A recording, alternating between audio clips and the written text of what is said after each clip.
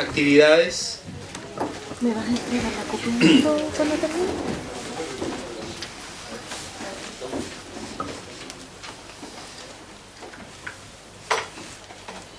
Vamos a reiniciar entonces el trabajo de este ciclo de seminarios sobre el proceso constituyente en Chile, la respuesta ciudadana, y vamos a dar la bienvenida a quien nos acompaña hoy, el señor administrador público, secretario ejecutivo del equipo del Comité de Sistematización para el Programa de las Naciones Unidas para el Desarrollo, don Felipe Torralbo Segué, y también está con nosotros la académica de la Facultad de Ciencias Jurídicas y Sociales de la Universidad Austral de Chile, la señorita Constanza de la Fuente, quien comentará la exposición. En principio, entonces, tenemos la presentación de don Felipe Torralbo, por favor.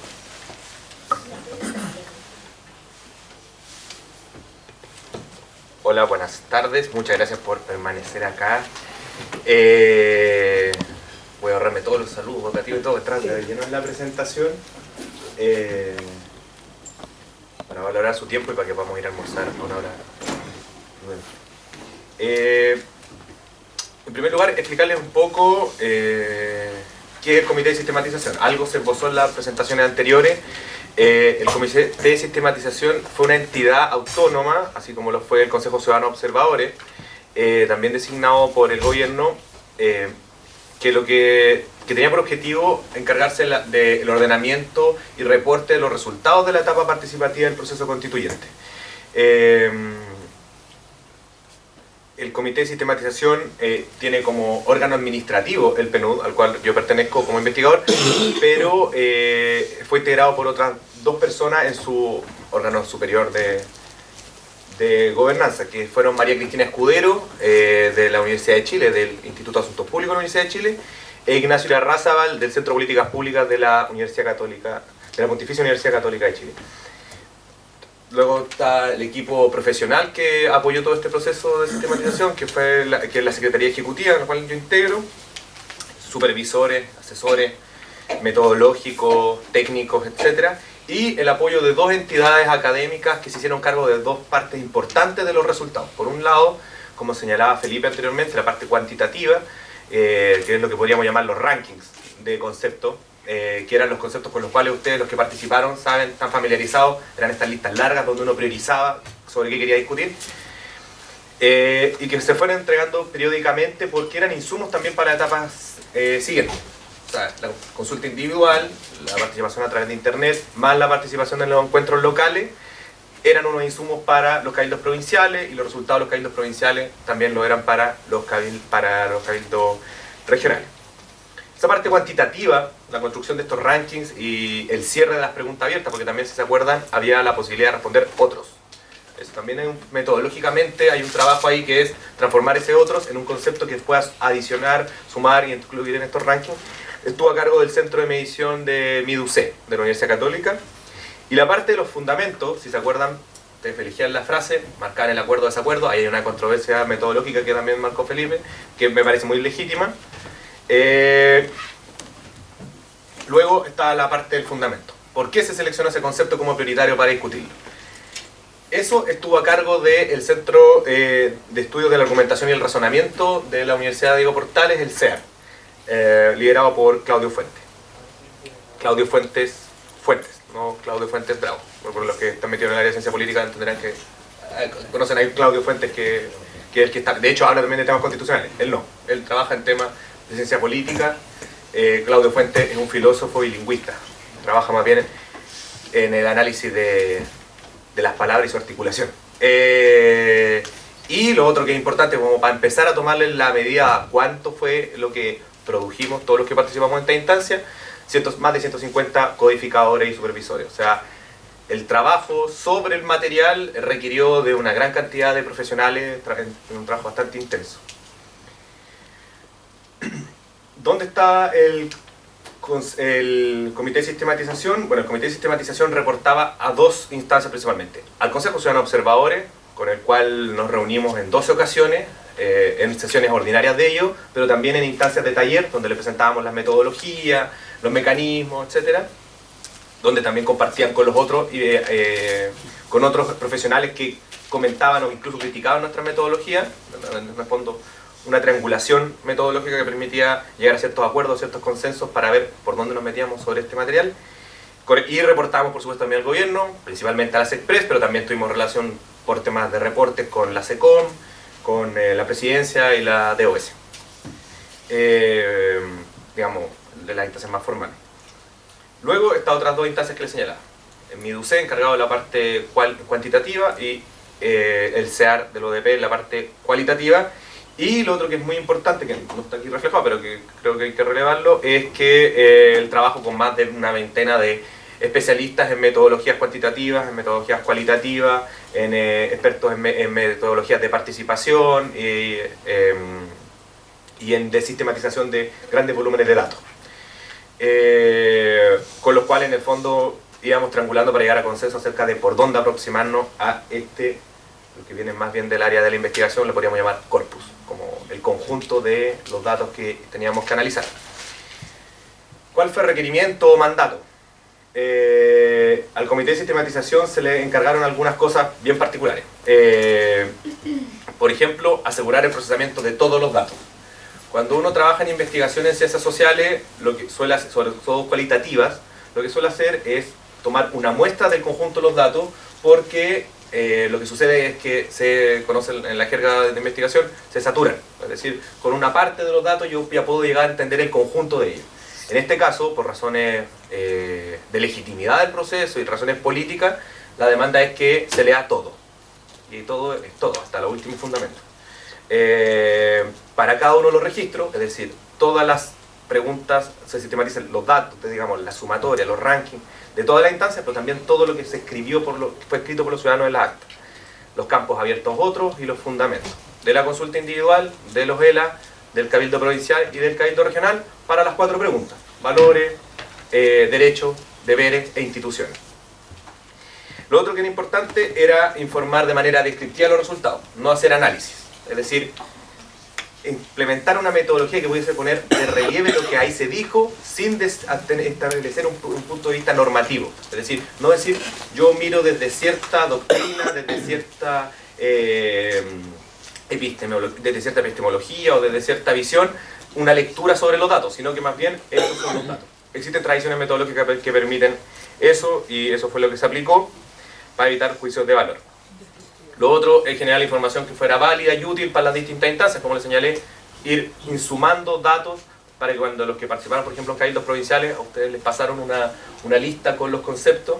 Esa lista fue realizada en un tiempo muy apretado entre las instancias de ELA y cabildo y consulta individual, para que ustedes pudieran contar con esa información como referencia de qué fue lo que se habló prioritariamente en la fase de participación individual y ELA en su provincia.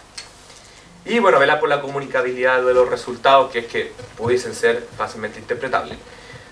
Autocrítica inmediata, yo creo que eso es donde estamos un poco más al debe. Dado el volumen de los datos, ustedes se pueden meter a la página web del Comité de Sistematización, que hay otro carácter importante, que es autónomo, sistematizacionconstitucional.cl. Van a notar que son textos bastante densos, es decir, estamos hablando de centenas, miles de páginas de hecho, lo cual no lo hace tan amigable aún. Estamos trabajando en mecanismos que permitan poder simplificar y particularizar la forma en que se entregan los datos para que los ciudadanos de la provincia de Valdivia, de Ranco, puedan acceder más fácilmente a lo que era prioritario para ellos, o si tienen algún interés en una temática específica, como por ejemplo yo, que tengo una particular fijación con el concepto de centralización, ir y buscarlo y ver qué es lo que aparece específicamente sobre ese concepto, cómo se comporta a lo largo del país, o cuáles son los principales fundamentos para seleccionarlo.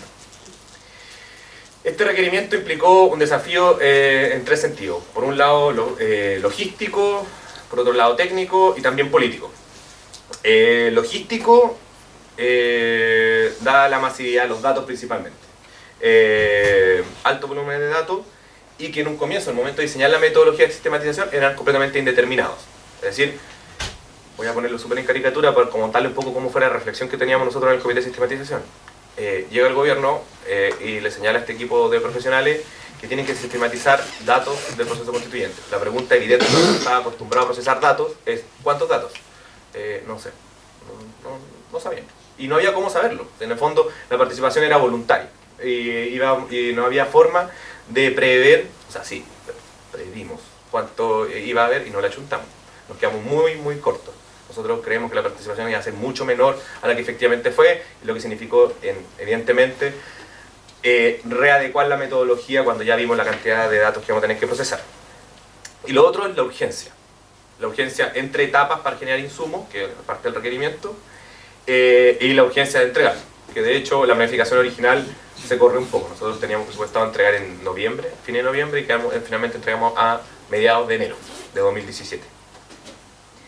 El desafío técnico era diseñar e implementar una estrategia que fuera válida, eficaz, dadas las características del proceso, y político era asegurar mecanismos que le entregaran a la sistematización legitimidad. Es decir, que la gente sintiera que el proceso, que quienes participaron en el proceso, encuentran que la forma en que se reportaron, que se analizó, etcétera, era legítima y que interpretaba lo que ellos quisieron expresar ahí. Estamos en eso. Esta participación acá es parte de ese proceso. En total, estuvimos trabajando 8 meses. Este es un dato que no tenía antes, pero lo busqué. La primera acta de constitución de nosotros fue como comité de sistematización es de 16 de mayo, y clavado el 16 de enero entregamos los resultados en la moneda a la Presidencia de la República. Como se puede ver en este dibujo, que es un poco complejo, pero lo voy a sistematizar rápidamente, hay dos tareas principales. Una, la parte cuantitativa, que es la codificación y cierre de las preguntas abiertas, de otros. Y la otra, que es la tarea 3 que aparece abajo, era los fundamentos, que se hizo en paralelo para toda la etapa. Obviamente hubo algunos comentarios a la metodología que señalaban que hubiese sido interesante poder tener los fundamentos para abrir las discusiones en los cabildos provinciales. Lamentablemente, dado que era muy complejo meterse en los fundamentos, no fue posible hacer eso. De hecho, otra cosa que no fue posible dado los tiempos es establecer resultados cualitativos acerca de los fundamentos por territorio. Eso inmediatamente expuso la metodología de eso, pero hay una razón, que es básicamente tiempo. Los resultados fueron cualitativos, el agregado de los fundamentos, reportan aglomeraciones de carácter nacional. Evidentemente acá yo también quiero hacer una invitación a los investigadores de la universidad, tanto de las ciencias jurídicas, las ciencias sociales, que cuando se liberen las bases, porque estamos trabajando en eso, esos fundamentos van a estar incluso procesados, o están los originales, para que distintas metodologías se puedan aproximar a la base y hacer una interpretación territorializada de qué es lo que es más importante para la región en materias constitucionales. Obviamente hay otros procedimientos ahí, pero por el tiempo me lo voy a saltar. La sistematización cuantitativa es similar a lo que se hace cuando se hace una encuesta. Se suman las preferencias que son en preguntas cerradas, se agregan, y eso es en base a los que estuvieron en la participación se acuerdan que cada valor, por ejemplo, tenía como 50 opciones, y sumábamos las que tenían mayor frecuencia. Luego, las que eran en otros, se ocupó la misma lista para tratar de cerrar esa pregunta. Es decir, muchas veces la gente decía de forma como elíptica, o trataba de decirlo de alguna forma distinta, algo que ya estaba dentro de la lista de los conceptos, entonces la pregunta se cerraba ahí. Cuando no se lograba cerrar en alguno de los conceptos, lo que se hacía era esperar aglomeración, y había un mecanismo técnico que era para buscar qué conceptos empezaban a repetirse con mayor frecuencia y que no eran encasillables los otros, y eso, cuando pasaba eso y generaba cierto nivel de aglomeración, se creaba el código, que se llama. En el fondo se crea el concepto. Aquí hay una cosa que tal vez no va a quedar muy relevada tal vez en el proceso históricamente, pero a mí me gusta destacarlo.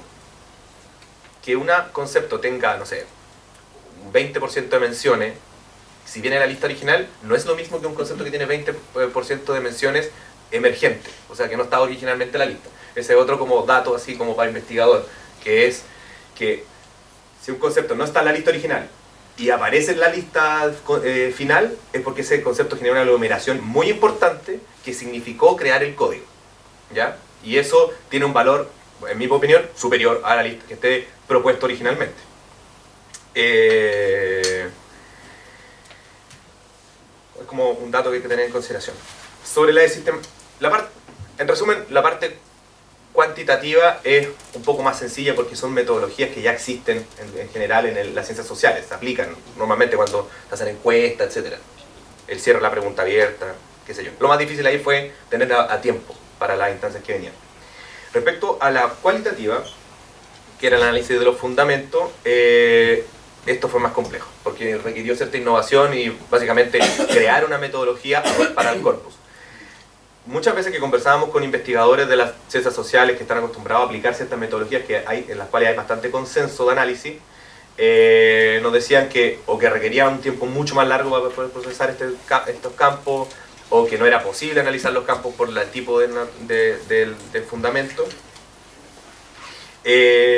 o, dadas las rigideces típicas de los investigadores, que en el fondo no existían metodologías para analizar esto. Entonces, efectivamente tuvimos que inventar una metodología, en base obviamente a varias corrientes y a esta experiencia, para sistematizar estas 260.000 frases, que puede parecer un número cualquiera, pero va a ser un ejemplo. Lo que hubo que leer, es que esos 150 codificadores leyeron, son el equivalente a 5 Quijotes o 10 códigos penales chilenos, como para tener una idea más o menos de cuánto era, que harto volumen. O sea, ¿civiles puede ser? Sí, puede ser. Puede ser. Tenía el dato del código penal, pero puede que esté equivocado. Y lo otro que es importante es que, y que también se mencionó antes, que la gente no se le invitó a hablar en un habla jurídica. No fue como, venga y hable como un abogado. No, venga y hable como usted habla. En estricto rigor escriba, porque quedó expresado en acta. Y eso es habla natural chilena. Técnicamente es habla natural chilena, no es habla jurídica chilena, como si existiera algo así, pero se habla desde el sentido común. Tuvimos que crear una metodología para leer todo, como lo señalaba antes, y poder expresar dos cosas principalmente. Uno, la idea fuerza, que es lo que expresa el conjunto de las opiniones, y qué también se expresa en la diversidad, qué cosas hay outsiders, cosas que están fuera del conjunto. Básicamente aquí, no voy a entrar mucho en la lata, pero es que lo que se hizo fue que se tomaba la frase en habla natural chilena y se reordenaba en el proceso de codificación en una estructura semántica que sea más fácil de analizar y cuantificar, que es la estructura que nos enseñan en el colegio de sujeto, verbo, predicado. Es decir, se agarra la frase como está escrita y se reordena en esa estructura. Para luego llegar a análisis que generan después análisis como a través de corriendo los software, etcétera, llegar a ver la coocurrencia de conceptos y poder armar estas ideas fuerza. Se analizó, aquí hay varias variables contenidas en este reporte, pero lo que quiero decir principalmente es que se analizó 3 formas de habla específicamente. El modo fáctico, que es la pregunta por qué, que la gente expresa su opinión tratando de señalar qué es lo que es el concepto del cual estamos hablando. Pongamos en este caso aquí hay un ejemplo, este es un ejemplo cualquiera, elegimos Congreso o Parlamento y la gente dice qué es lo que es el Congreso o Parlamento, es una forma de expresar el fundamento. Otra, qué valor tiene el Congreso o Parlamento, el modo valorativo. Y finalmente, qué hacer con el Congreso o Parlamento, el modo propositivo. A partir de eso, cada uno de estos componentes, de estos modos de habla generó una idea fuerza, y que en su conjunto generaba la idea fuerza del concepto, que es esto. Aquí hay otra cosa que es importante.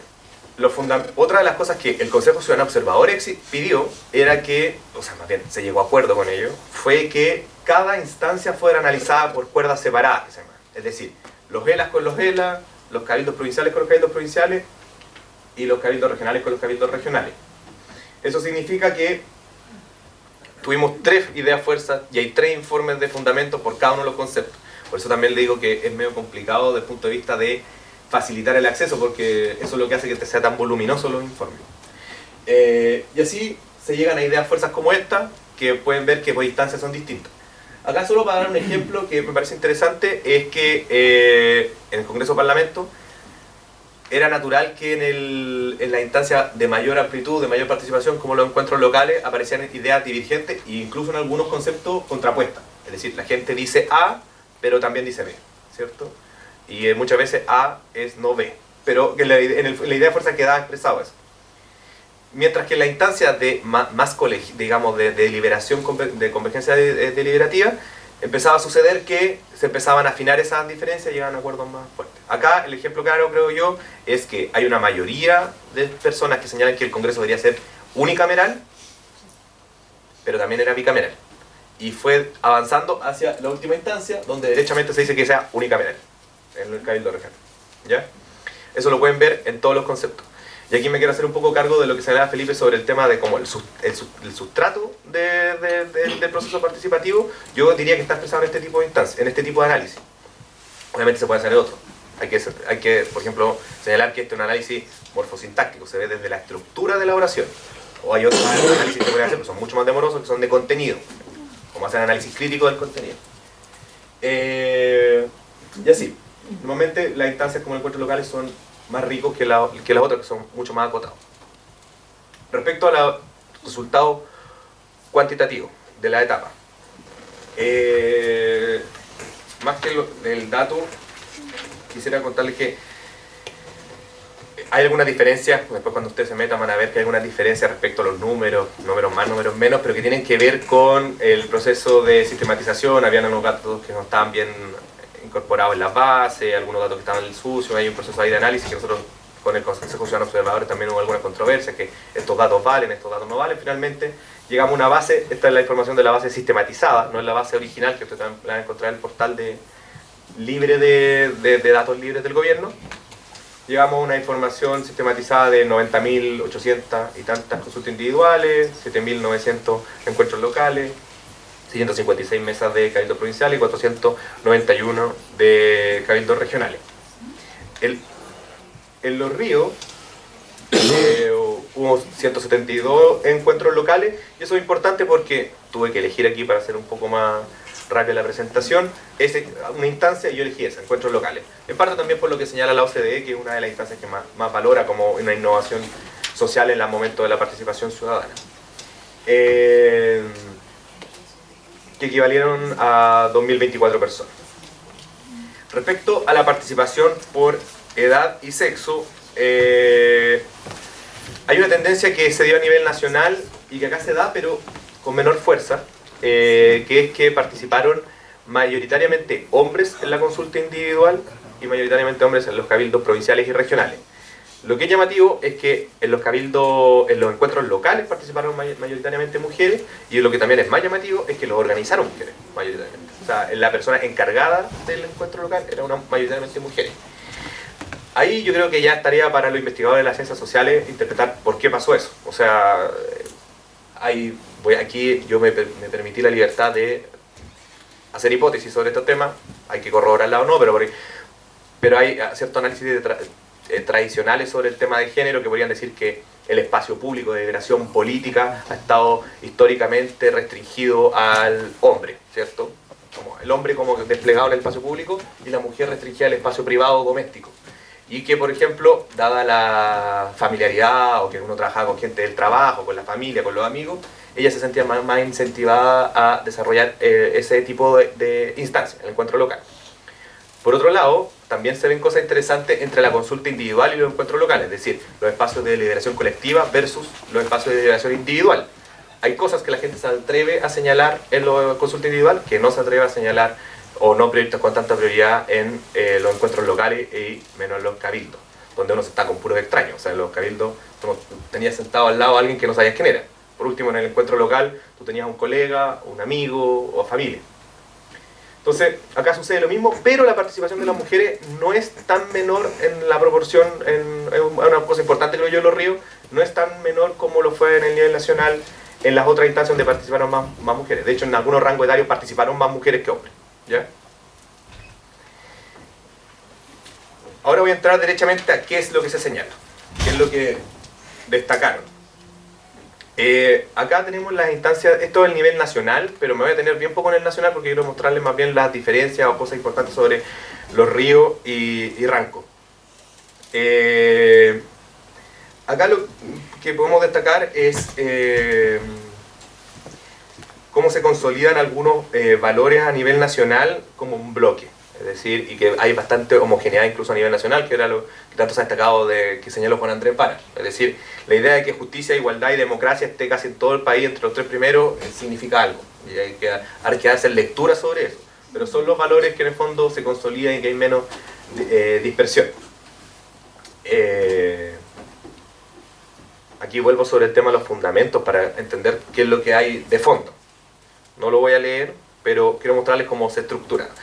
Acá está el valor más mencionado a nivel nacional, Este es justicia, ¿cierto? Con 4.267 menciones a nivel nacional. Y se llega a esa idea fuerza que aglomera la coocurrencia de ciertos conceptos en torno a esa idea en los distintos fundamentos que se expresaron, ¿cierto? Valor fundamental, como un principio, y se asocia al concepto de derecho, esencial, tiene carácter social con la igualdad. Aquí la lectura es importante porque es donde están estas diferencias acerca de una lectura liberal, una lectura conservadora, una lectura marxista, como señalaba tú, o la lectura que se quiera hacer, digamos. Este es la carne de poder decir cuál es el tipo de lectura que el conjunto de la ciudadanía hizo, el fundamento en su idea fuerza.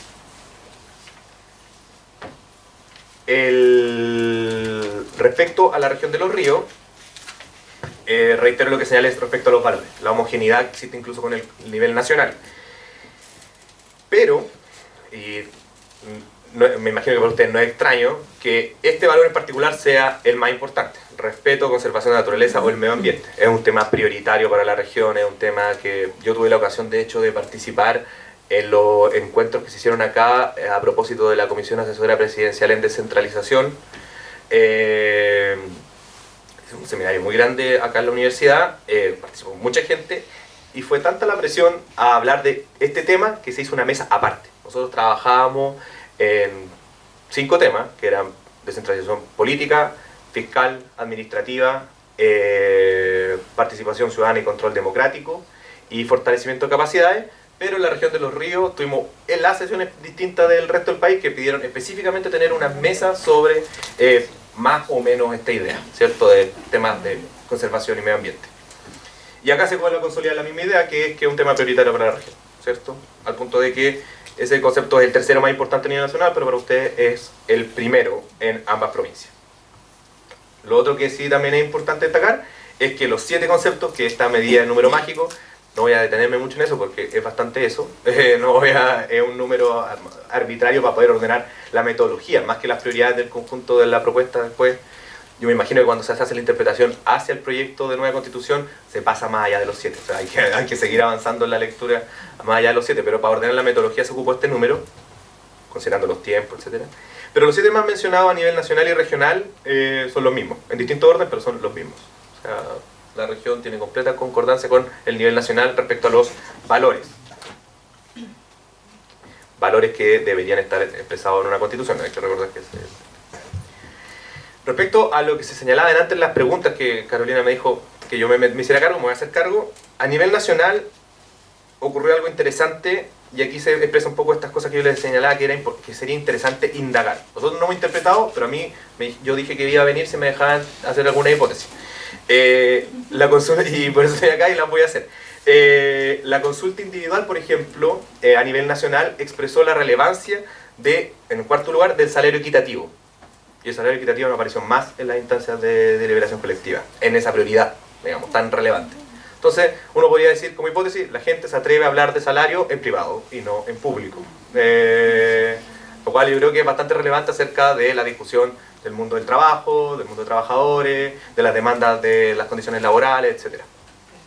Otro tema que es relevante a nivel nacional es que esto no está, como se dice en física y también en otras instancias, todo el resto de las variables nacionales no están ceteris paribus, no está todo detenido.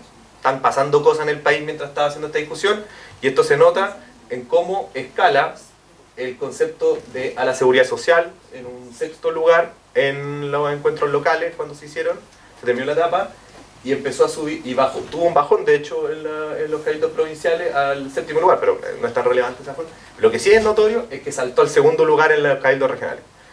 Si hacen memoria qué es lo que pasó ahí entre medio, las marchas por no más AFP.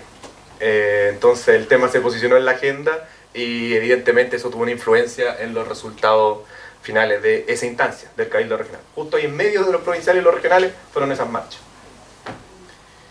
No me voy a detener acá, pero como les digo, el derecho más importante a nivel nacional era el derecho a la educación. Y ahí está la idea fuerzas que aglomera el conjunto nacional. Obviamente aquí se repiten muchas cosas, como les digo, esto no está en el aire, hay un debate encima sobre el tema de educación y muchas de estas como consignas e ideas quedan reflejadas también en los fundamentos, como están ahí expresados. En los ríos, se consolida este bloque, ¿cierto? De la relevancia nacional de estos dos derechos, el derecho a la educación y el derecho a la salud. Que, de hecho, como pueden ver, nacional, regional, provincial, el mismo, los dos más importantes. ¿Qué cosas serían interesantes de ver acá también relevantes en la región? Que ahí yo creo que es más bien la pregunta hacia ustedes, ¿por qué creen ustedes que es importante? Apareció con mucha fuerza la libertad de expresión. La libertad de expresión como un derecho relevante para la región, con presencia en ambas provincias, que no tiene tanta relevancia a nivel nacional. Es una particularidad de la región que yo creo que es importante para los actores sociales, para los actores políticos, poder interpretar, buscar mecanismos de interpretación de qué significa que para nosotros sea prioritario como región la libertad de expresión.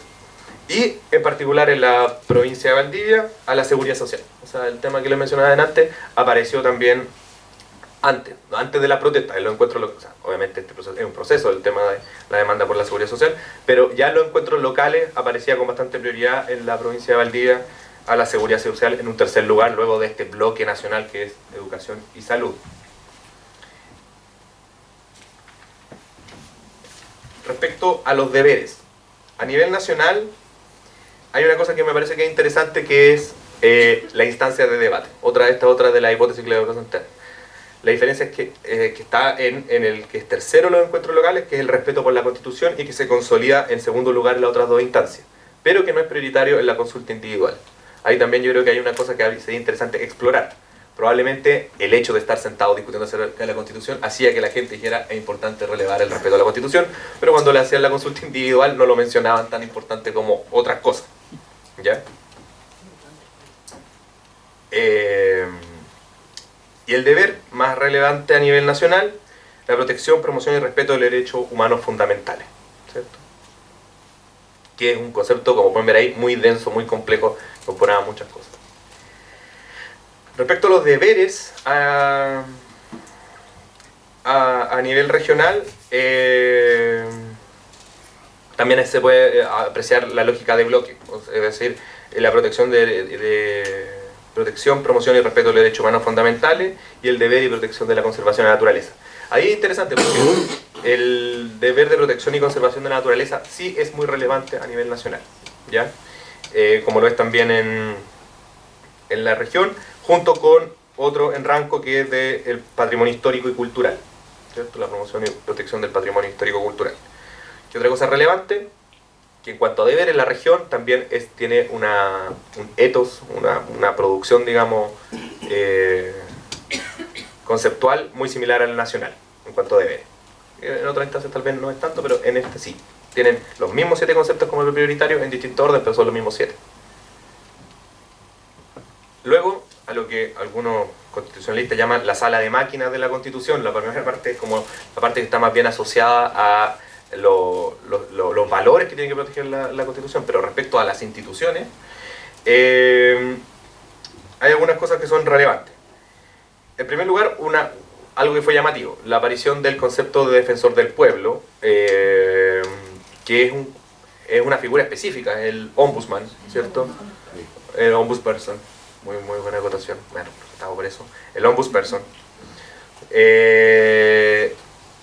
Que aparece en todas las instancias y nosotros creímos, voy a decir súper transparentemente, menospreciando tal vez la opinión de la ciudadanía o menospreciando la capacidad de expresar este concepto, como que iba a ser un concepto que iba a ser mal entendido.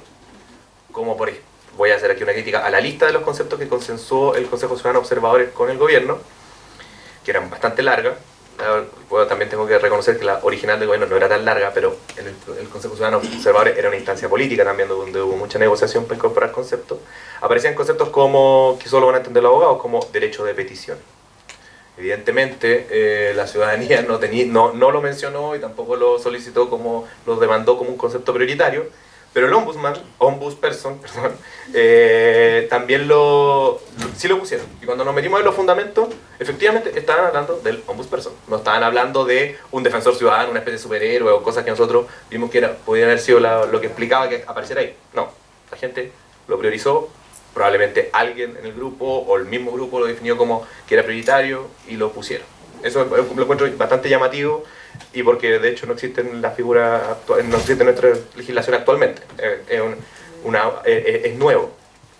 Lo otro que es importante es lo que yo les señalaba respecto a los conceptos que no están en la lista. En este proceso de negociación de construcción de conceptos entre el gobierno y el Consejo Constitucional de Observadores no estaba la Asamblea Constituyente.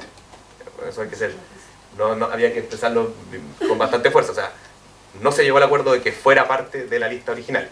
Sin embargo, fue el concepto, obviamente, la gente fue y lo demandó y lo puso en el concepto otros, al punto de ir escalando y aparecer en un quinto lugar en el Cabildo Regional.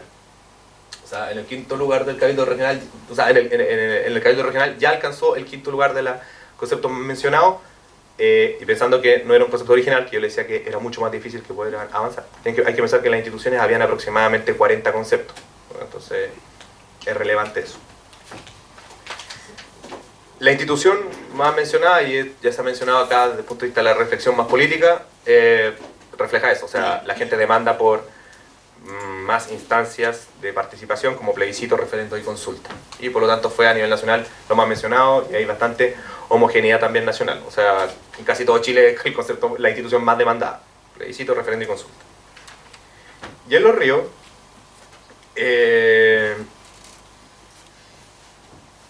también se consolida, digamos, un bloque que es nacional, y yo creo que es importante que eso realmente, cuando lo vean en los informes cuantitativos, lo pueden ver la dispersión. Suelen haber como conceptos, digamos, los 2 o los 3 primeros, que aglomeran una gran cantidad de opciones y luego se desglosan con menos opciones la siguiente.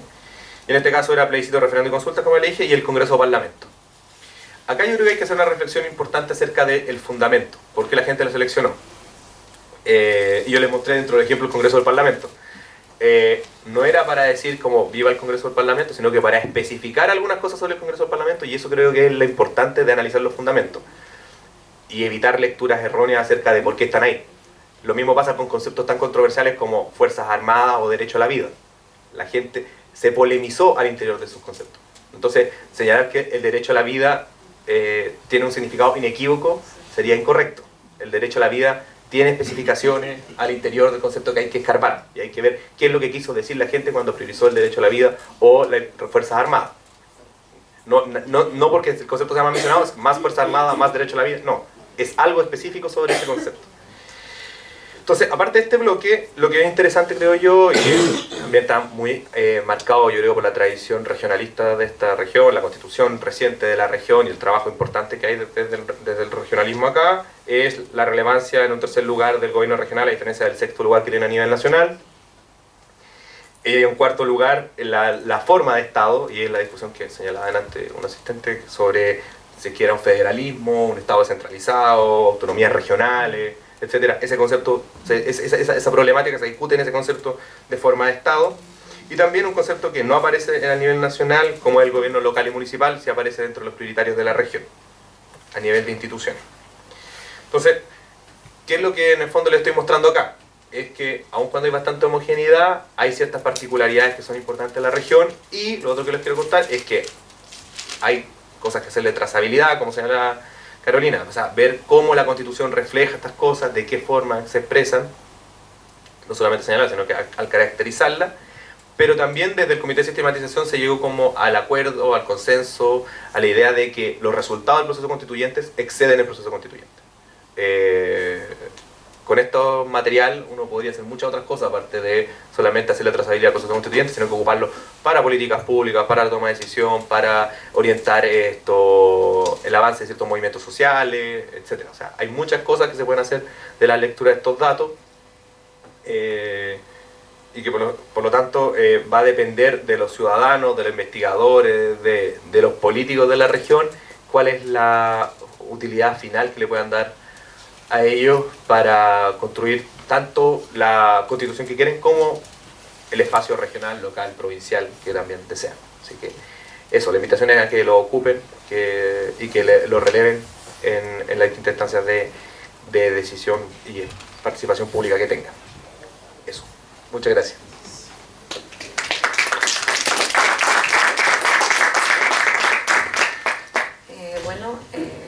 Hola a todos, a todas y a todos. Bueno, primero gracias por estar aquí aún, a pesar de esta hora ya más tardía de almuerzo. Pero respecto de este tema en particular, la primera pregunta que yo me hago siempre, y que me hacía desde un comienzo y la sigo planteando, es respecto de si es necesaria una nueva constitución para Chile. Como antecedente sobre este proceso, y que es importante tenerlo siempre a la vista, no perderlo, es primero que la Constitución de 1980 es heredera de una dictadura cívico-militar. Y esto siempre nos va a plantear este importante desafío de cómo complementamos este origen ilegítimo con los desafíos actuales de nuestra ciudadanía, cómo ajustamos este texto a nuestra visión actual de la democracia.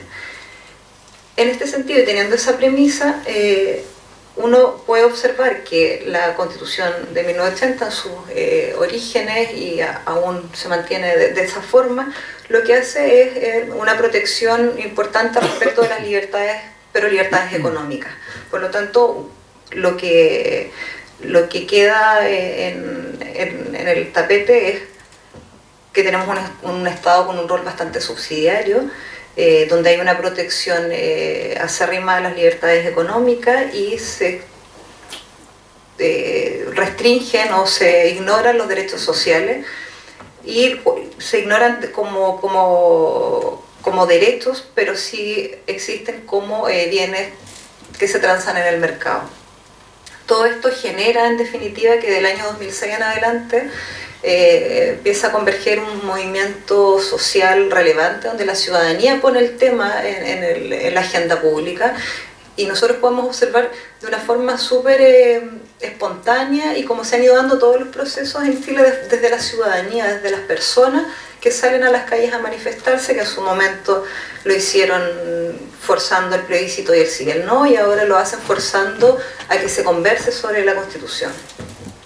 De esta forma nosotros vemos que del 2006 en adelante este movimiento ciudadano instala el debate desde la calle y lo incorpora a la agenda pública, siendo por lo tanto una de las promesas electorales de la presidenta Bachelet el cambio o la modificación constitucional. Así nosotros podemos ver que en el discurso que plantea la presidenta en octubre del 2015 habla de la necesidad que tiene Chile de generar una nueva constitución que sea democrática y que exprese la voluntad popular, que sea legítima y que sea respetada por todos. Bajo esta premisa se genera este proceso constituyente, considerando variantes muy relevantes respecto de la democracia y de la participación ciudadana. Más allá no voy a hacer mención a todas las etapas, porque acá todos las conocemos con bastante profundidad, pero sí respecto de los resultados. Y tal como lo plantea Felipe, muchas eran las dudas que planteaban las personas al estar en los ELA, al estar en los cabildos, a estar ya sea provincial o regional. ¿Y qué va a pasar con lo que nosotros estamos hablando? Primero, ¿cómo se va a sistematizar? Ahí está la respuesta de cómo se realizó este proceso objetivo y que genera certeza para la comunidad en torno a que lo que ellos están diciendo no va a ser manipulado, no va a ser arreglado, y que es un proceso objetivo, transparente. Así que en ese aspecto siempre existió esa tranquilidad, y los resultados también los avalan en tal sentido, y estamos deseosos de conocer las bases de la institucionalidad también para conocer estos fundamentos. Ahora, con estas premisas iniciales que yo señalaba, resta ver si es que eso se reflejó luego en los resultados y en estas exigencias ciudadanas. Y vemos que efectivamente surgen y aquí el número de total, yo saqué de la página que eran 8.621 personas, ¿está tal cual, no? ¿De participación total? No. ¿Fueron más? No, pues 90 y tantos mil. Ya. De participación total. Ah, no. Es el... Considerando todo el espectro de participación, tanto en ELA, consulta. 260.000. Entonces nosotros vemos que a partir de esa alta cifra de participación ciudadana, y que se contrapone un poco también con el actual proceso de las personas de que no van a votar. Y uno dice, oh, pero hay tanta abstención, pero vemos que se hace un proceso que tarda mucho más tiempo, porque el promedio de un ELA eran 4 o 5 horas, el promedio de un encuentro, un cabildo, eran 4 o 5 horas en días de descanso para la mayor cantidad de personas. Sin embargo, cuando las personas tienen que ir a votar, aunque se demoren 5 minutos, no hay ese mismo incentivo. Entonces ahí nosotros podemos colegir dos aspectos relevantes. Primero, y en torno a los distintos valores, principios y derechos que se priorizan, vemos que los elementos que se repiten es democracia, descentralización, justicia, respeto, conservación del medio ambiente, equidad de género. Luego los derechos, el derecho a la salud, a la seguridad social, a la educación, a la vivienda digna, igualdad ante la ley. Luego los deberes, siguen la misma suerte de ideas, que son los deberes de protección y conservación de la naturaleza, deberes de protección, o sea, respeto por la Constitución, respeto a protección, promoción y respeto a los derechos humanos. Y en cuanto a las instituciones, surge una de las ideas más priorizadas: plebiscitos, referendos y consultas. Entonces, vemos por un lado que hay una necesidad de reafirmación de los derechos sociales, de los derechos colectivos, y ya no esta perspectiva individualista que plantea la Constitución del 80 en sus orígenes. Y por otro lado vemos estos mecanismos de participación que son deseados por la ciudadanía. La ciudadanía quiere participar, pero quiere participar en una proyección de incidencia en las decisiones colectivas, de incidencia en la reafirmación de sus derechos, y no solo con esta vía de democracia más bien representativa, de que voto por alguien y yo no sé si ese alguien en definitiva va a representar estas ideas o estas necesidades que tiene el colectivo. Ahora, como vemos de estas ideas iniciales y premisas que les planteaba al comienzo, vemos que hay un correlato con esta necesidad social de priorizar ciertos derechos, de priorizar ciertas formas de participación. Sin embargo, nos encontramos con la dificultad medular de que este proceso no tiene un carácter vinculante. Y esa era un desincentivo permanente que era planteado por la ciudadanía a la hora de participar en estos procesos, y aun cuando participaba, o sea, y aun cuando tenía estas dudas, participaba igual, lo cual generaba un poco de contradicción, pero es un esfuerzo deseable. Ahora, si uno ve el proyecto de reforma constitucional y observa más o menos la idea o la propuesta de este artículo 130, también quedan esas mismas dudas de si efectivamente las bases de la institucionalidad van a tener un soporte y va a ser un insumo necesario para esta convención constitucional, al menos de la lectura de este proyecto y del artículo en específico 130. La determinación primero de convocar una convención constitucional va a estar determinado por las fuerzas políticas, y si en definitiva se logra el quórum para convocar. Eso es un primer obstáculo que no se puede dejar de lado. Y luego la ley orgánica constitucional, que si bien va a tener un quórum menor a lo que podría plantearse, sí genera dudas respecto de cómo va a estar integrado, cómo va a ser el sistema de sus nombramientos, la elección de sus integrantes, en fin. No nos queda esa inquietud de qué va a pasar en definitiva con esta base de institucionalidad, que es un ejercicio muy rico del sentir del pueblo, del sentir de la ciudadanía, de lo que la gente quiere, y que participaron de forma tan ciudadana, con un ejercicio bastante republicano en este proceso. Si nosotros tenemos ¿qué respuesta se va a plantear? Por ejemplo, acá en la región de Los Ríos fueron 1.549 consultas, 172 ELA, 24 mesas que se reunieron en los cabildos provinciales. El gran interrogante es qué va a pasar con esos incentivos, con esa perspectiva. Ahora, más allá y que eso va a ser un tiempo de espera, básicamente, a ver qué se resuelve, a qué conclusiones llegan desde la perspectiva de los acuerdos políticos. Sí, nosotros podemos de forma bastante clara indicar que acá existe un quiebre del paradigma neoliberal y un resurgimiento notable de los derechos sociales en este proceso constituyente. Del resultado de esta etapa participativa, nosotros podemos observar que existe una una ya exigencia por parte de la ciudadanía respecto de que estos derechos sociales puedan ser exigidos al Estado, y que no se trate solo de meras declaraciones o buenas intenciones, y nos hace también pensar y replantearnos que para la ciudadanía actualmente ya no basta solo una concepción de democracia formal, de tener libertad para ir a votar, de tener libertad para comprar, de tener libertad para pensar, sino que también una democracia desde una faz más bien real y de goce de los derechos fundamentales, de goce de los derechos sociales. Por lo tanto, si bien sigo con esta inquietud de qué va a pasar con las bases de la ciudad, de esta base de la institucionalidad, si van a poder ser absorbidas correctamente o van a poder plasmarse en definitiva en la Constitución, como es lo que uno espera, sí existe hoy por hoy una exigencia al Estado respecto de trabajar por la desaparición de las desigualdades sociales, pero generar también un marco armónico entre, por un lado, trabajar sobre estos supuestos sociales imprescindibles, pero por otro lado el respeto de la libertad en esta relación armónica entre democracia y Estado.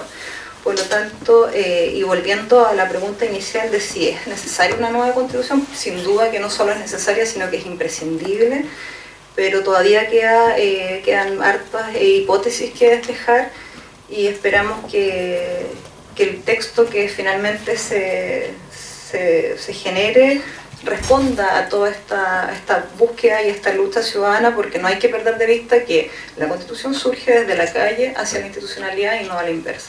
Muchas gracias.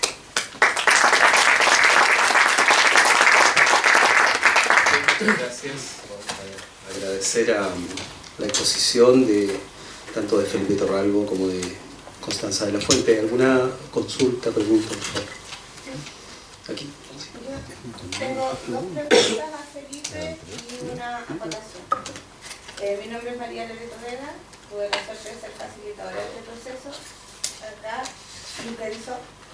Tengo dos preguntas. Una, porque después de leer todos los resultados, hay conceptos planteados tanto en las consultas individuales como en los ELA que no salieron. Entonces, entendiendo la explicación metodológica de cómo se relevaron los nuevos conceptos, la pregunta es cuántas repeticiones precisa un nuevo código. Porque, por lo menos yo que participé no solo como facilitadora, sino como ciudadana activa, tengo dudas respecto a conceptos particulares que en la sistematización final aparecen en el otro o no calificable, había un concepto así para nombrar. La segunda pregunta es respecto a en el resultado final, o sea, para los totales nacionales, ¿cierto? ¿Cuál es el peso específico que tiene la consulta individual? Porque la consulta individual es un número, ¿cierto? Y los encuentros locales se fueron sumando, digamos, sus resultados para el provincial y para el regional. Pero en el resultado nacional, el peso específico de la consulta individual es mayor que el peso en términos de personas participantes que tienen este otro proceso. Entonces, mi pregunta tiene que ver con eso, porque en la primera revisión que hicimos la otra vez, nos juntamos algunos a ver cuándo salieron los resultados. Creemos que los resultados de la consulta individual de alguna forma cambiaron el ranking, afectaron en el ranking algunos conceptos. Ese es el segundo. Y la tercera, la acotación, porque no puedo no hacerla, y es que en la presentación que hiciste, el Cabildo Provincial de Valdivia pone el número 8, o sea, el primero de los más 7, a la Asamblea Constituyente y lo releva en el regional, en el Cabildo Regional, y en tu presentación no estaba. Y en el Cabildo Regional de Valdivia, de la región de Los Ríos, la Asamblea Constituyente queda en el tercer lugar. Y no hay discusión ahí. Bien. El Cabildo Provincial de Los Ríos. Sí, en la región de Los Ríos. Y te lo digo porque yo saqué los resultados que sacaron a través de la sistematización. Ah, pero el Cabildo Regional. Sí. Ya.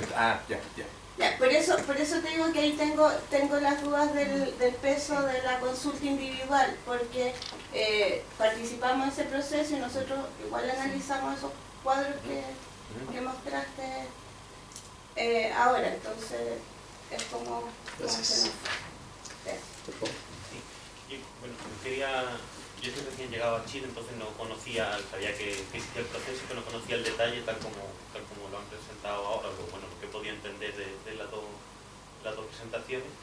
Y bueno, que en primer lugar felicitar por el enorme esfuerzo y la cantidad de datos que proporciona para discutir temas sobre, por ejemplo, sobre participación democrática, sobre la relación entre la desconfianza respecto a las instituciones y las demandas que luego en cambio aparecen muy altos, como ha señalado en el último comentario, ¿no? Las demandas democráticas en cuanto a valores, a procedimientos están en lo más elevado y cómo eso se corresponde a la vez con una desconfianza que se expresa a través de la abstención en las elecciones y demás, que es una cosa como ofrece como datos muy interesantes para investigación.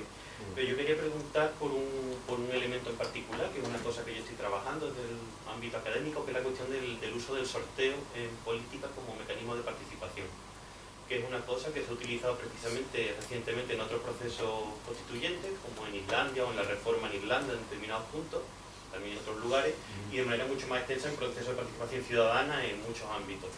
Que no he escuchado que se haya mencionado en ningún momento, entonces quería preguntar si se ha valorado o si se ha incorporado de hecho en algún espacio, ya digo, tanto como en el propio proceso de participación, como incluso en la introducción de dinámica de la traslación del espacio local a los cabildos provinciales o regionales, que hubieran permitido la incorporación a lo mejor de esa dimensión cualitativa, no a través del proceso de sistematización de datos, sino a través de la propia participación ciudadana. Okay. Gracias. Quedan dos palabras, el caballero. Mi nombre es Carlos Torres, yo soy presidente de una junta de vecinos e integrante de una corporación también de Derecho Civil. Primero que nada quisiera felicitar a los ponentes respecto a la exposición que se ha dado hoy respecto del desarrollo de este trabajo constitucional. Pero una acotación, el librito que debiera haber estado disponible para todos no lo fue, ¿ya? Que pienso que todos tenemos derecho a tenerlo, poseerlo, y un trabajo tan importante como este. Y segundo, es que yo creo que este trabajo, la participación ciudadana que se dio en su momento en los cabildos, en todos los órdenes, amerita una mayor difusión del trabajo también como respuesta a los ciudadanos. Por lo tanto, esto debiera a través del canal de televisión, en un horario determinado, poder también transmitírselo a todos los ciudadanos chilenos. Eso es lo que... como... Gracias. ¿Y cerramos? Hola, me llamo Carmen González Pica y pertenezco al movimiento Asamblea Constituyente. Pero sobre todas las cosas soy una persona muy regionalista y quería aclarar por qué esta región es así.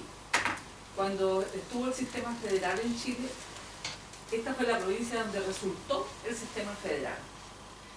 Segundo, nosotros desde 1974 salimos a la calle, nunca se ha dicho, pero fuimos la primera grupo que salió en dictadura a la calle a pelear nuestra regionalización. Tercero, nosotros siempre hablamos de universidades regionales, porque de hecho yo pertenezco al Comité de Nueva Región y las reuniones se hacían aquí en la Austral, los seminarios, los conversatorios, los hicimos todos en la Austral, y nosotros siempre hablamos de universidades regionales antes de eso. Ahora tenemos que escucharlo, pero antes de escucharlo. Nosotros tenemos muchos movimientos regionalistas. Mira, en dictadura, todas las regiones tuvieron que mandar cosas a Santiago. Y aquí se llenaron carros y carros de madera. Es una información que no está porque yo creo ser la más vieja del grupo aquí. Y nosotros fuimos a la estación de ferrocarril que todavía existía, junto a la Nora Grau Acuña, una gran mujer valdiviana, y nos negamos a que se vaya la madera a Santiago. Y eso nunca ha salido. en ninguna parte.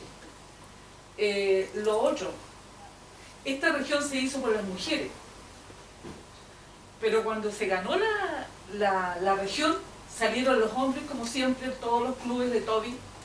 De hecho, yo soy un poco de hablar, y nosotros teníamos un chapito, yo le decía el chapito, pero era un lienzo. Para hacer el lienzo le rogamos a todos los políticos que nos prestaran, o sea, nos dieran dinero para hacer el lienzo. Nadie lo quiso dar porque nadie creía en la regionalización. Nadie. Cuando te digo nadie, es nadie. Y entonces la señora Ida Sepúlveda Miranda, que ella está viva, ella es la presidenta de la Casa de la Memoria de los Derechos Humanos de Valdivia, ella dio el dinero, una mujer viuda, con 5 hijos, ella dio el dinero para hacer el chapito, y después, cuando quisimos agarrar el chapito nosotros, las viejas de la nueva región, los codazos iban y venían de la gente que hoy día son autoridades de gobierno. Esta región se hizo por las mujeres, así que, ¿por qué tantas mujeres haciendo tanto trabajo? Es porque nosotros hemos sido siempre mujeres muy valientes, muy aguerridas y muy resueltas. Lo que nos ha costado la exclusión de los cargos políticos, la exclusión de trabajo. Yo misma soy una cesante ilustrada y en mi familia hay otro más cesante ilustrado, precisamente por ser personas con opinión. Porque ¿por qué hablamos tanto de la libertad de expresión en esta región? Porque no la tuvimos. De hecho, ahora tenemos un muy buen intendente, pero tuvimos un pésimo intendente que hablaba de participación ciudadana, pero no tenía idea de lo que era porque no la hizo. Nunca la hizo. Sí, y me atrevo a decirlo con todas sus letras, y si me llevan presa, ojalá me lleven presa por eso. Entonces, nosotros, la región de los ríos no es igual a las demás regiones, porque nosotros hemos sido siempre personas valientes.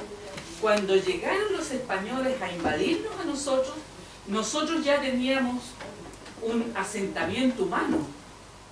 Aquí existía un asentamiento humano, por eso si tú vas a Chillán y a otras partes, las calles están arregladitas para allá, para acá, te dicen, váyase derecho por Lautaro y cuando pase 10 cuadras, váyase para Serrano. Y tú llegas a la calle y llegas a la casa. Aquí no, porque aquí ya había un asentamiento humano que era en las riberas de la Inileu, vivía una tribu. Y cuando ellos llegaron, nosotros ya estábamos. Es cierto, nos sacaron a los mapuches de toda la orilla del río. Yo también vivía en la orilla del río este terremoto. Nos sacaron por temas económicos. Pero nosotros, esa cosa aguerrida que tenemos nosotros, la seguimos teniendo. Aquí vivió la primera mujer que se enfrentó a los españoles y se llamaba Racloma, que desgraciadamente por el tema de género se enamoró de un español y sonó. Pero esas somos nosotros, y yo quería que tú te llevaras esa imagen a Santiago. Quizás no tenemos mucho, quizás tenemos pésimos gobernantes, pero este pueblo es un pueblo aguerrido y es un pueblo resolutivo. Y si no nos dan las cosas como corresponde, las tomaremos de otra manera. Gracias, Carmen. Bien, hay un investigador sensible acá, así que lleva más hipótesis. Por favor, un comentario final. Voy a tratar de rápidamente dar respuesta a las preguntas. No sé tendría que saber cuál es el concepto que trataron de instalar, porque respecto a la pregunta de cuánta aglomeración requería para la creación de un nuevo código, se crearon algunos códigos con muy poca aglomeración. Por ejemplo, voy a dar un ejemplo. Familia homoparental, la concepción de familia, digamos, tradicional, familia tradicional. Una movilización importante, y lo vimos en los datos, les puedo contar aquí la cocina, digamos, la trastienda de lo que uno lee cuando agarra el dato, y es la movilización de iglesias evangélicas que expresaban casi textualmente la misma idea, y eso generó aglomeración, y hubo que crear ese tipo de concepto de familia. Pero puede haber sido que el concepto que ustedes instalaron, dado el consenso, digamos ahí, se recodificó en otro, o era tan raro lo que proponían. Derechos sexuales y reproductivos. Derechos sexuales y reproductivos. Y no aparece en la recodificación. y no aparece integrado como concepto. Y yo revisé las incidencias, revisé todo, entonces sé que hay unos que tienen 1, 2, 3 repeticiones, y ese estoy segura que tenía 100. Sexual y reproductivo. Mira, me quedo la tarea porque no voy, y voy a buscar, porque en verdad yo lo leí, leí varios asociados a la temática y muchos fundamentos asociados a la temática. Por ejemplo, en el derecho a la vida aparece también asociado muy fuertemente los fundamentos. De hecho, la estrategia para después, para la etapa de cabildo, fue incorporarlo a los fundamentos. Ocupaste una palabra que es muy interesante, que yo creo que también era bien relevante y que son cosas que se pueden mejorar todavía en otros procesos participativos, es que las reglas del juego sean muy claras, cosa de que en el fondo las personas establezcan mecanismos de estrategia, digamos, que es una palabra muy correcta, porque en el fondo aquí estamos haciendo política, es como cómo te aproximas estratégicamente al tema. Voy a verlo porque en verdad voy a buscarlo así buscador, voy a meterme a ver por qué no se codificó, porque en verdad la aglomeración no era tan alta la que se demandaba, aunque es por instancia. Probablemente en ELA no se exigía más. En este momento no me acuerdo cuándo pusimos la línea porque está ahí en las actas metodológicas, pero hay que revisar. ¿Cuál es el peso específico de la consulta individual? El peso específico está al interior de la consulta individual. Eso es lo que señalaba en un momento. Todo se midió por cuerdas separadas. La consulta individual no se sumaba al encuentro local, tampoco se sumaban a los cabildos provinciales y tampoco a los cabildos regionales. Cada instancia se mide por separado. Por lo tanto, para hacer un análisis comprensivo de lo más relevante, hay que ver las 4 cosas en paralelo, ¿cierto? Eso es porque en el fondo no se podían sumar, tenían metodologías distintas, formas de aproximarse distintas, la forma de relacionarse en el espacio deliberativo pero familiar es distinta a la del espacio deliberativo con personas que no conocen. Entonces, el Consejo Ciudadano Observadores, una de las demandas que hizo fue que, en verdad no, una de las resistencias que nosotros hicimos fue que no sumar, sino que mantener en cuerdas separadas, porque metodológicamente no era correcto, así de simple. Entonces, lo que sí se decidió era que los temas que eran prioritarios para el Cabildo Provincial venían de los encuentros locales y no de la consulta individual. Era porque eran más similares, digamos. Pero sí, cuando ustedes participaban en los Cabildos Provinciales, saben que tenían ambos resultados a la mano. ELA como prioritario para ser discutido. Es decir, los 7 más mencionados de ELA tenían que ser discutidos en un Cabildo Provincial, pero también tenían como dato, inmediatamente al lado, los resultados de consulta individual. Esa es porque cómo se sumaban o no se sumaban. Y en estricto rigor no era necesario sumarlo, era decisión del Cabildo Provincial si ratificaba o no la propuesta de lo más importante de la instancia anterior, ¿ya? Respecto a la Asamblea Constituyente en el Cabildo Regional de Los Ríos, está bien, pero yo aquí tal vez no fui muy explícito, pero estoy mostrando solo ELAs. No aparece acá porque esto es ELA. Yo tenía que elegir algo para mostrar y elegí ELA, pero probablemente si mostrara el Cabildo Regional estaría en el tercer lugar, porque haciendo este mismo ejercicio, ¿ya? Así que probablemente sí, pero aquí estos son solo resultados de ELA. Y que de hecho, lo que ustedes señalan es justamente lo que se ve acá, que fue apareciendo y se instaló en los cabildos regionales a punto de llegar en 5º lugar a nivel nacional la Asamblea Constituyente. Respecto a la consulta sobre sorteo en política, y creo que Carolina me puede corregir, yo al menos en el proceso constituyente no se está usando ese mecanismo de sorteo, digamos, pero también hay que tener una consideración, toda la participación acá es voluntaria.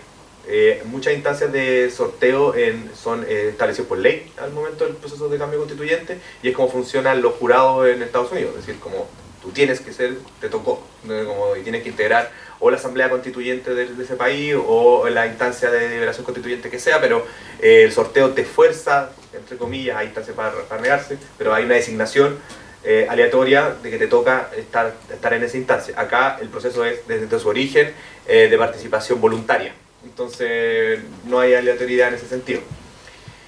Sí, se podrían incorporar cosas. Y a mí me parece interesante, por ejemplo, y que en algún momento se conversó al momento previo de la metodología, si es que a los cabildos iban representantes de los encuentros locales sacados aleatoriamente. Era una de las propuestas que se manejó tiempo atrás, pero cuando se estaba diseñando el proceso. Pero claro, se prefirió mantener la lógica de participación voluntaria. Y la participación voluntaria es la que en el fondo lleva esto. Eso es importante. El proceso constituyente representa, porque el tema de representación es un tema de debate importante. La cantidad de gente que participa en este proceso constituyente es muy superior a la de cualquier otro proceso constituyente, de hecho en el mundo. Pero los resultados representan a quienes participaron ahí. No es una muestra, no están seleccionados por estratos socioeconómicos, ni representativos, ni tienen representación territorial. Hay comunas que están más sobre representadas que otras en cuanto a su participación, etc. O sea, representa a quienes de mutuo propio decidieron participar. Eso es importante.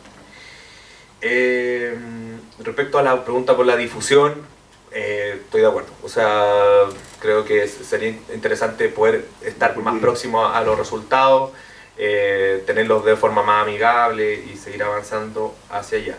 Respecto a la región, la conozco bastante bien, nací en Valdivia, viví en Temuco, así que mis padres estudiaron en esta universidad, así que conozco un poco la historia, conozco también a movimientos regionalistas bien importantes asociados a ese tema, así que nada, me lo llevo, pero también tenía un conocimiento previo sobre el tema.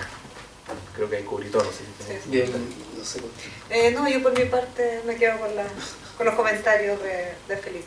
Bueno, agradecer, además hay un registro en video que va a estar disponible a través de TV Austral, que nuestro colega ha estado trabajando también esta mañana, así es que por lo menos hay un registro de esta instancia, ¿no? Y que está disponible, por supuesto, en la página web de la universidad, en www.watch.cl. Hay un link directo a los videos de las conferencias y esta va a estar ahí, así que hay posibilidad. No sé, doctor, agradecer nomás la presencia, la participación y la disponibilidad también de nuestros invitados para poder trabajar sobre toda esta jornada aquí con todos ustedes y la buena disposición. Así que muchas gracias y nos reencontramos.